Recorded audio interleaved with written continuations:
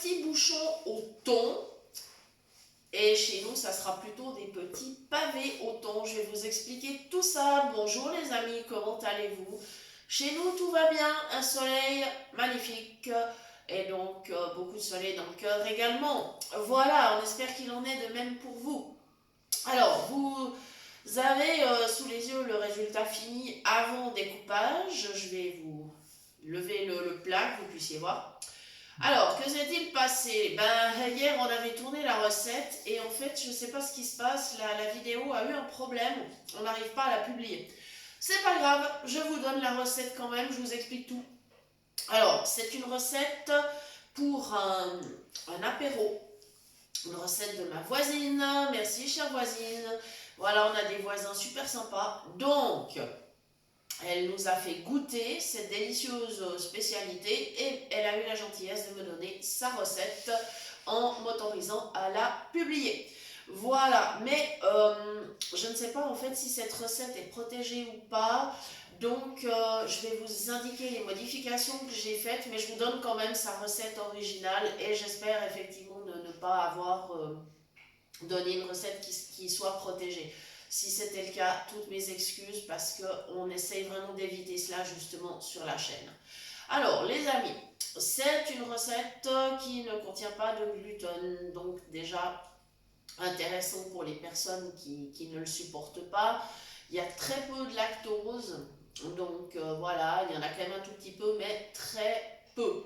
Il suffira d'ailleurs pour ceux qui sont vraiment intolérants au lactose de remplacer la crème fraîche par une crème végétale et en sachant aussi que le fromage râpé par exemple n'en contient quasiment plus parce qu'il est issu de fromage à pâte dure.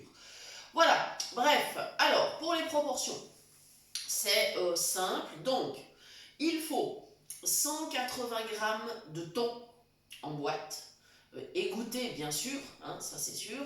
Alors, si ce n'est du thon, vous pouvez utiliser un autre poisson en conserve, voilà, si ça vous plaît plus de varier, d'essayer, enfin voilà, il n'y a aucun souci à le faire. Ensuite, il faudra 4 œufs, il faudra 50 g de concentré de tomate, 60 g de crème fraîche, 30 g d'oignons hachés, du persil, 90 g de fromage râpé. Voilà, je crois que je n'ai rien oublié. Non, c'est bon. Donc voilà, et évidemment, on va mixer tout ça pour obtenir une pâte homogène et on va cuire dans un moule, alors en principe spécifique, qui est un moule pour des mini cannelés, moule que je ne possède pas, raison pour laquelle moi je l'ai fait dans le plat anti-adhésif. Et je découperai des petits pavés. Voilà, tout simplement. Le résultat sera le même, évidemment. On met en cuisson. Alors, si c'est dans le moule avec les petits, pour les mini cannelés, eh bien, il faudra compter 15 à 20 minutes maximum à 180 degrés. Moi, j'ai mis 200 degrés pendant 25 minutes et c'est impeccable.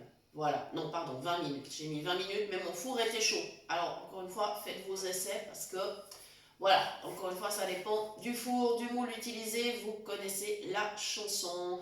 Alors, moi, ce que j'ai fait un peu différemment. J'ai commencé par les 4 œufs afin d'être sûr que mes œufs soient de bonne qualité, qu'il n'y en ait pas un qui ait été fondu et que par hasard il ne soit pas bon. Voilà, comme ça, pas de mauvaise surprise. Le sel, le poivre. Ensuite, j'ai ajouté alors les autres ingrédients. J'ai mis le thon. J'ai mis un oignon entier émincé. J'ai mis un petit, hein, par contre. Mais c'est un peu plus que les 30 grammes de la recette préconisée. Et comme on est dans une saison où on a des tomates magnifiques, eh bien, au lieu de mettre du concentré de tomate, j'ai mis de la tomate fraîche, en évitant bien sûr de mettre le jus. J'ai vraiment mis la chair de la tomate. Il faut une tomate bien charnue. Et j'en ai mis donc un peu plus que les 50 grammes préconisés, voilà. Autrement, j'ai tout à fait respecté les proportions, les 60 grammes de crème fraîche, les 90 grammes de fromage râpé, voilà, donc ça, pas de souci. Et comme je n'avais pas de persil, eh bien, j'ai mis de la ciboulette. et on a tout mixé et la consistance de la pâte était très bien.